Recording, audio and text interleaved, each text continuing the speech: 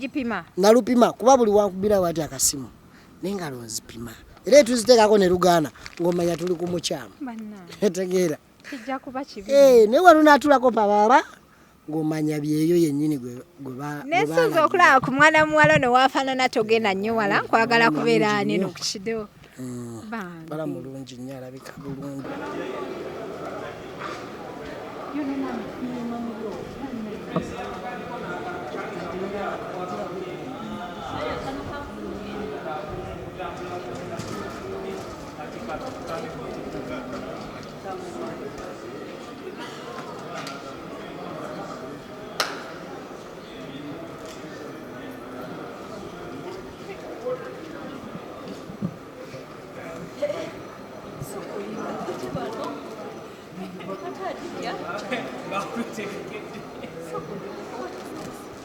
What is this? It's a surprise for you.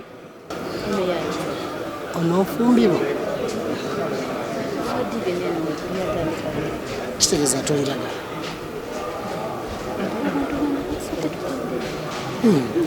Abantu balekera babeerewo. Kiseemu ebibi lino likoye. So kisaamu ku ddala. Oba kifuka bizaabire. Teeka kuno ate nerikoye ani. Nedda zizino bbiri. Kitegeeza ono musajja n'ono musajja. Kati tujjeko omu. Nedda naawe. Kati amagulu gafuuse n'abiri naye ganyuma. Ono nfumbirwa oba nedda. Era tuli mu bantu. De yabuzibu ki? Manange nedda banange namwe bintu byakundabisa. Ono si boyfriend wo? Nedda si boyfriend wange. Si boyfriend wo? Omuntu ajja atya ku Kisaawe n'ava eri yonna nga temulina akola Ndabisa. kale Mukyesibye. mubadde muddawa we muba wano.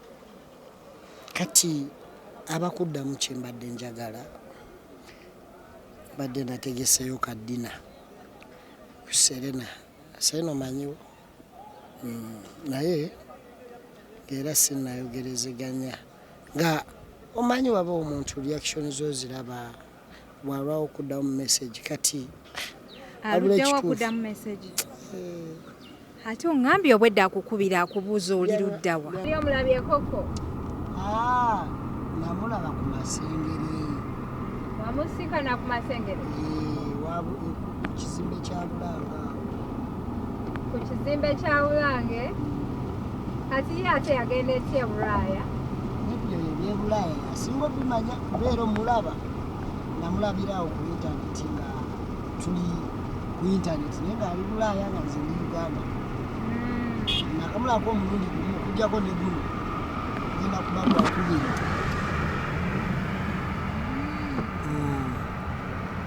Kale kati bannange tuli mu kkubo tugenda era nga tugenda kukina bebi wa extra UG zavugidde wa tugenda mukima tugenda mu proposing omugole nze nga ssengawo ensonga wa TikTok nze nkola ku by'abagole si bwe kiri bo Wekiri mazima era ensonga zonna bazikwasizza HK Media. oshegedde Kama tukulembere. bannange ibro kuzola ate olinaako ba TikTok mwali badde kati muli mu mmotoka kintu nga mukiri bulala. No, waliwo akadde mu bulamu nga kakuwika. Kuba omubanga waliwo akadde mu bulamu buli omu ku nsi alina akadde. Wabeera yekka okugeza kizibu nnyo okusanga omukazi nga yeebase n'ebbanga nga waliwo olwokusatu. Mazima. Tuli fedda. Kati era tugenda kwebaka? Kati wana ate tunaba tukuba sama. Tujazi kubaba babiri empeta bwe bagigaana teri sama. Kituufu. Bwe batagigaana automatically ki ekiba kigaana ekyo.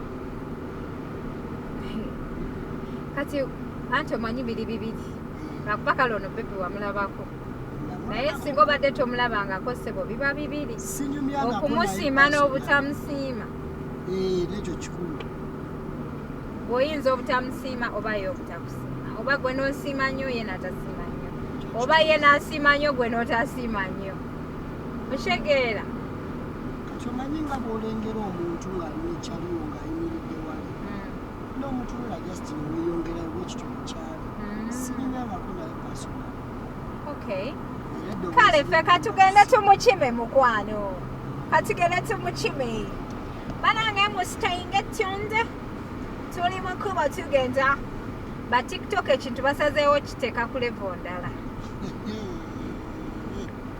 Omwaka guno banze kino kindekawa. Woo! Era tukulinze. Muninda biki? Ojeyo omwana w'abandi. Omwana w'abandi agira abeerayo. Hey, what's up, beautiful people? A beautiful morning on Nakura Monday. I hope everyone is doing okay. Yenze HK Media Hadija Chigozi. Tuli ku Entebbe International Airport on Nakura leero. Abaana ba TikTokers ekintu batandikidde ddala no kifuula official.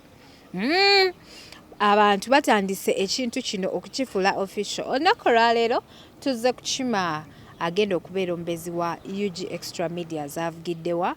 Agenda kubeera nga mproposingira olunaku olwaleero kyesinaba kumanya oba abantu bano baali beerabyeko oba tebeerabangako oba it's going to be a blind thing tebeesinkanangako oba bagenda kwesinkana omulundi ogusooka so akyagenze gulira mukyala we bimuli as we wait here. Empeta yo yazze dda nayo omwana muwala ali ku Kisaawe. Richo balaze ku Kisaawe kya Uganda bwe kifaanana ojja bakolerayo ka zoom.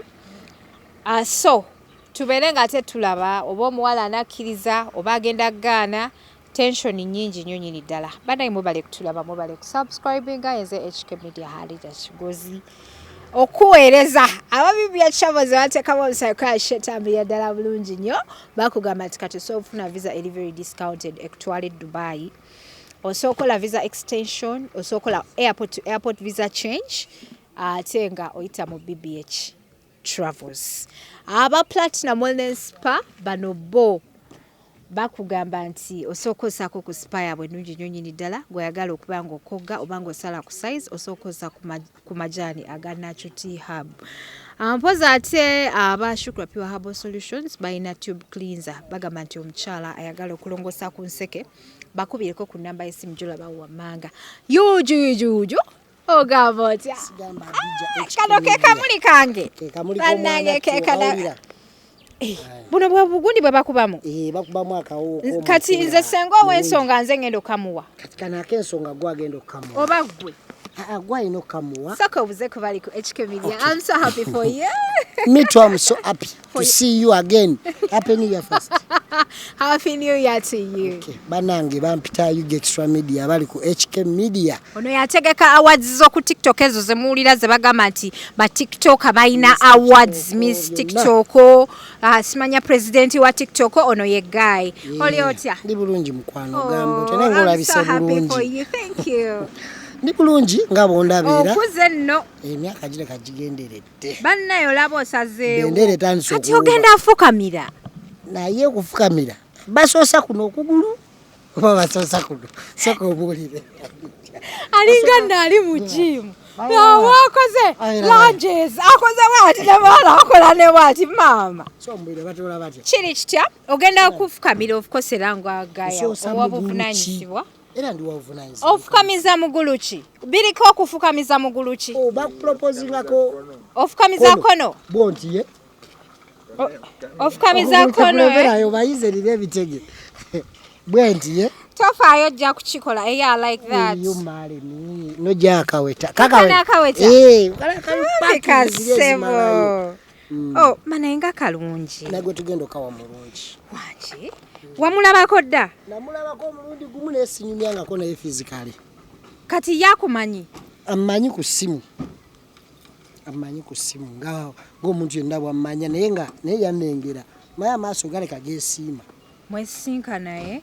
Kati ennamba mwazifuna mutya? Namba ezo kyali wange yampa ennamba ye. Kyali we gyali ku TikTok bamuyita Fred. Namulaba bulabi ku masengera awo yali ne kyali wange. Nantunulako ne mutunulako. Ndoza nansima mutima gwe nange ne musima mu gwange. Era ntandikirawo kuba. Kati bulijjo ebintu mubiriira ku ssimu. Tubadde nga ku ssimu. Ebintu bya ku ssimu biwooma bitya? Kirabika. Kati ku saidi yaffe tezofuna ba sabbuuni. Mukyala wange nakuwulira ng'omulabisa. Nteeka ofuna sabbuuni. Ng'onyonnyola ensi ebya sabbuuni. Nteeka ofuna sabbuuni. Kirabika tewafuna. Nze saafuna sabbuuni Adija nawe. Ate yemmwe abaabirya. Abirya naye kati ndowooza tugendeko mu physical. Okay. Tubabe ekirala. I pray for you big time. Kansubira omwana muwala agenda kukkiriza akawetako. Ajja kakkiriza. Akaweta wakaguze waka kalungi. Katekana akaweta okalaba. Nina mukwano gwange ali Irani. Ye akakusindikide. Namugamba. Engalo ye wagipima. Nalupima kuba buli wankubira wati akasimu. N'engalo nzipima. Era tuziteekako ne lugaana ng'omanya tuli ku mukyama. Tegeera. Kijja kuba kibi. Ne walunaatulako pabaaba ng'omanya byeyo yennyini gwe nesuuza okulaba ku mwana muwala ono waafaanana togenda nnyo wala nkwagala kubeera neno ku kido. Bala mulungi nnyo alabika bulungi. Ate be banabo omusaayi omutabike. Kadaama. Ndoza kadaama naye si kadaama nnyo. Naye omuntu ali updated ennyo. Si mu bubi. Waliwo kadaama ng'ali nga kadaama nnyo nga kadaama. Naone kadaama sebo nga si kadaama. Tegeera. Nebabaawo ne nakadaama Kakyono. Be bakadaama. Don't be offended bambi bakadaama mbagala nnyo sinti mbayisaamu amaaso nange ndi kadaama. Era nange nalise kadaama. Naye walise kadaama. Kasaagala balowooze nti be basoseeyo oba nti be basembyeyo. Naye nga nkwagaliza buwanguzi bro. Alhamdulillah era nange nsaba nnyo neme kufuna results imbi kuba ekituleese wano ssanyu. Kituufu. Ate kijja kuba ekintu kino omukwano nno kikwasiza maanyi. Kamuli kano. TikTok ngoba kubi akavulu.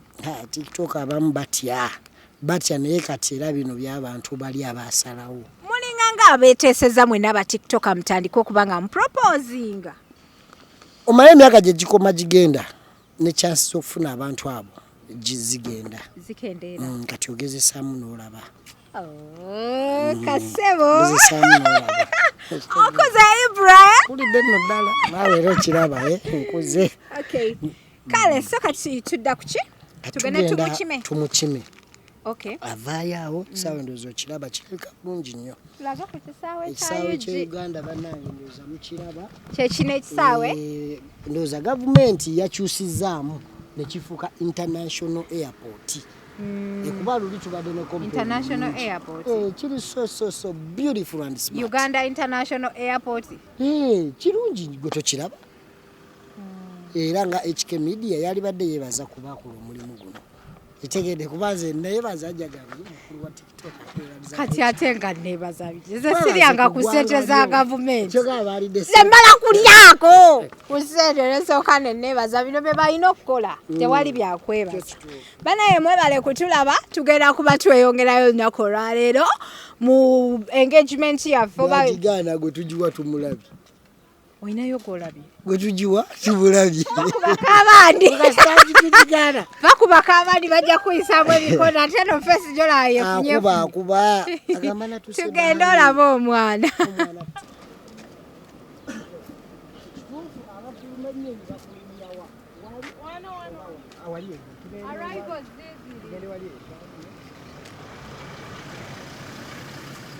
Richard, ojja tukwatira wali.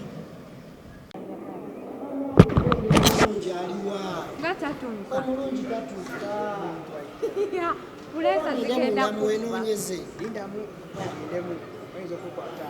Asabulaba omulungi ajja. Excuse me, omulungi ayambadde ati. Ye yennyonyagudde?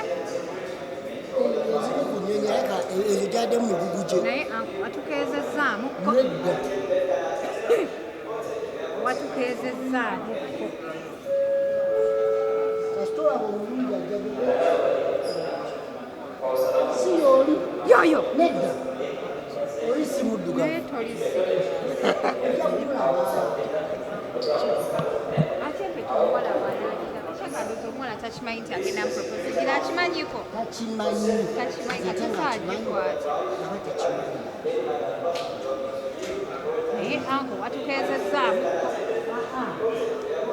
omulungi nga ki kuba abalungi ajjomu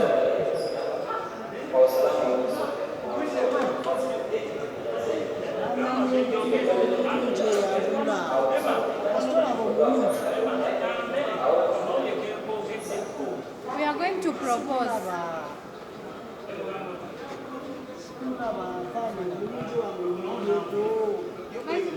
maybe the girl like maybe she like to you know mommy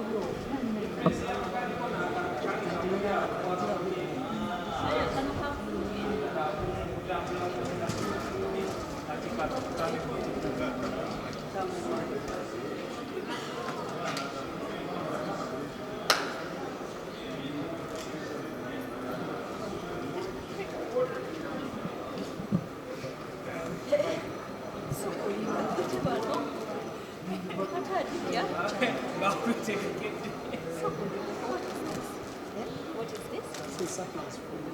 Surprise? For you.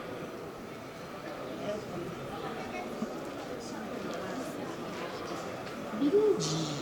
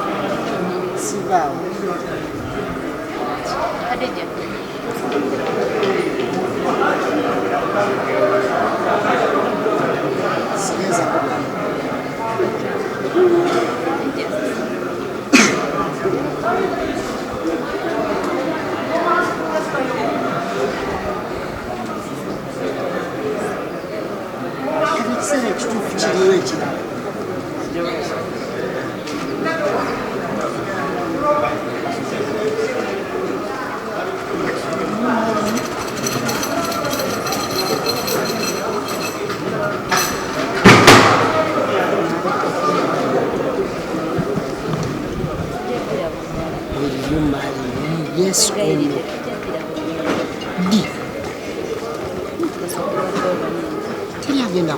kiri okay. Era tuli mu bantu onofumbirwa kitegeeza tonjagala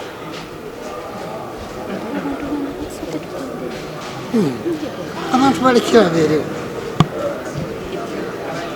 kiseemu ebibi lino likoye so kisaamu ku ddala oba kifukabizabiri teeka kuno ate neriko yaani nedda zizino bbiri kitegeeza ono musajja nono musajja kati tujjeko omu nedda naawe kati amagulu gafuuse naabiri naye ganyuma ono nfumbirwa oba nedda era tuli mu bantu kali oyagala tubeere mu nsiko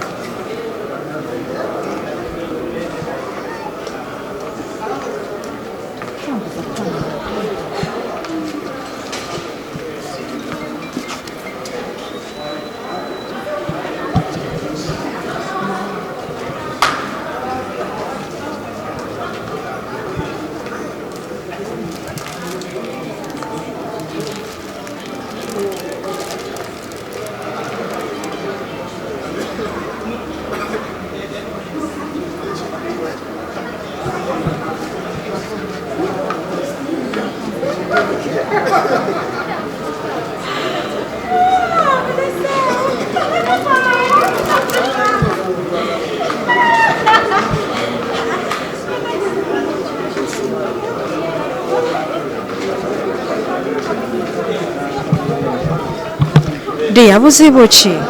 Manange nedda banange namwe bintu byakundabisa. Ono si boyfriend wo? Nedda si boyfriend wange. Si boyfriend wo? Omuntu ajja atya ku Kisaawe n'ava eri yonna nga temulina akola Ndabisa. kale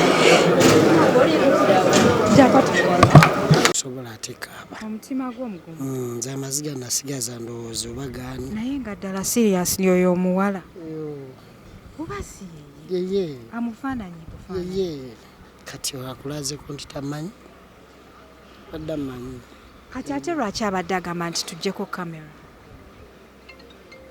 kyeka bulijjo njagala byakwekweka kati ozzaako ki naye ng'ebintu online mubiriridde ebbanga ki toza zinga mwenda tetuli mu January tuli mu January mwasinkana ddi n'oyo twansinkana last year bwenagambye namusangireyo ku Masengere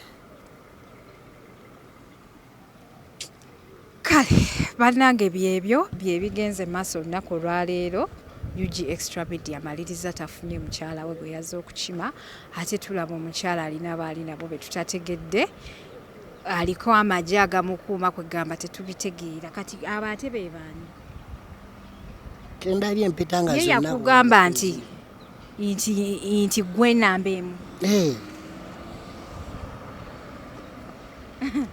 oba mulimu stand esikola stand nzijemu abo abantu bonna nkola stand sobola kati ozzaako ki zizaako kunoonya mulala ananzikiriza kati abeeru we bangobedde kati tunoonye ku muddugavu kati ate obulamu looza busobola okukoma that is life mbeera we babwetyo weze naye kati mwabadde mwabyogeddeko ebya proposal bulijjo yakulaga nti ayagala kumuwasa omanyi yaŋŋamba njagala bulungi omuntu okukwagala n'okubeera ready to marry you is different omuntu asobola okuba nga akwagala naye nga taneeteekateeka kufumbirwa naawe oba teyaneetegereza bulungi ate ekyokulala mwerabako omulundi gumu kati ojja otya noproposingira omuntu nga tonaba nakuyingirako mu kisenge bw'osanga nga alina bya musajja nga bulijjo ate tweraba nga byakikazi akulagako bulijjo tweraba nga byakikazi naye mama wali walonda omukazi omumyufu lwakuba omukazi akugaanye so sorry that is life naye era naye afiiriddwa okiraba kyafiiriddwa okiraba kyafiiriddwa okiraba gwe kikyolaba gwe oneetegereza obulungi olaba kyadija lwaki ate akugaanye nati asobola buli omu kyayagala naye ye kyalese ajja kyejjusa amaaso eyo.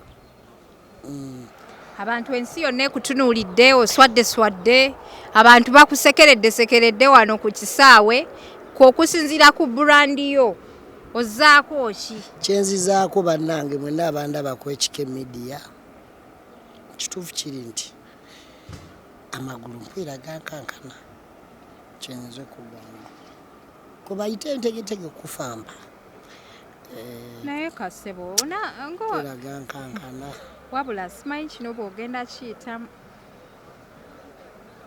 mubujja genda maaso Adija. Ono ye mukazi gw'obadde obaliddeko obulamu bwo bwonna? Mbadde mubaliddeko nga yagenda okuzaalira abaana abeeru abatali mu kizigo. Kati simanyi kubanga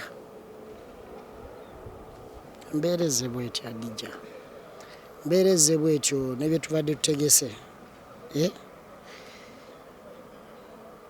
Gwe kyoba omanyi kati buli kimu kyesibye. Mubadde muddawa we muva wano? Kati abakuddamu kye mbadde njagala badde nategeseyo kaddina ku Serena manyiwo naye era sinnayogerezeganya nga omanyi waba omuntu reaction zo ziraba bwalwawo okuddamu message kati aluddewo okuddamu message ate ongambye obwedde akukubira akubuuza oli luddawa? Yaŋŋamba ajja ayagala kundaba kumulabako era mulabe lwakuba kati omukazi bw'akugamba nti ayagala kumulabako ate gwe n'ojja n'empeta bintu bibiri byanjawulo mbali nga mwalisoose ne mukyogerako. Abapropose nga basooka kyogerako baba bali mulaavu era naffe tuli mulaavu naye mubadde temusisinkananga kusisinkanira ddala kuli okw'amaanyi. Anti katusinkanye omuntu wadasobola kwagalamu abo abantu ababadde awo kitegeeza ne munzikiza tasobola kukola ki kwagala okitegedde kati kyoba omanya nze ebyomukwana wo wembitiira nze nava mulaavu naye obulamu busigala butambula kyemukakasa obulamu bugenda kusigala kutambula ate naffe abadde atumanyi olundabye n'agamba ate Adija wuuno kati ate gwe omanyi kye bayita public figure kati ekisaawe kino okiggala bulungi ne batandika okujjamu abantu 100 abo bakumanyi ku bantu 100 ninako abantu 5 okitegere kati goli public figure badde bakumanyi okubadde nti nange bamanyi naye tebamanya naye twazze tuli basanyufu aba TikTok tugenda bagamba ki ba TikTok onaawe bali bamanyi bagenda kukola omulimu gw'amaanyi nnyo tebagenda kukuyisaamu eggaali wabula simanyi kyo simanyidde ddala kintu kyonna agenze obuuza ffe abadde wali obuuza ffe abadde wali owuuze mukwano agenze eri abadde muli muki mu motoka motoka ki eyo emmotoka emukimye eyo yaani tebatukubira mwana ebikonde ng'oli ku muka musajja nze siina gagenda kudduka misinde nze kigozi sigirina egyo emisinde si muka musajja kati eyo emmotoka yeemukimye yaani ojjidde mu kyuma wali lwaki si kyekyamukimye kati nze namugambirawo nzija ku lwange kuboze kundaba naye yagala nkukime nti nze bagenda kumpikinga kuntwala waffe oluvannyuma onooba ondabe ku airport ojja kuddamu ondabe kati twali badde notukebera kale bannange byebyo abali ku HK Media abaana abadetinga abawala abali ku Kyeeyo mulimu ebirungi ebirimu mulimu n'ebibi ebirimu olunaku olwaleero extra UG twaze tuli basanyufu naye sweetheart we Kamonde alaika ndooza propose Ajigaanye sinnaba kutegeera oba assistant oba assistant njagala nerabireko ku message n'ebintu bye babadde balya nze ndisenga w'abaana ndabe nze mbakakase kale katulaba ekiddako tugenda kuba tubaddira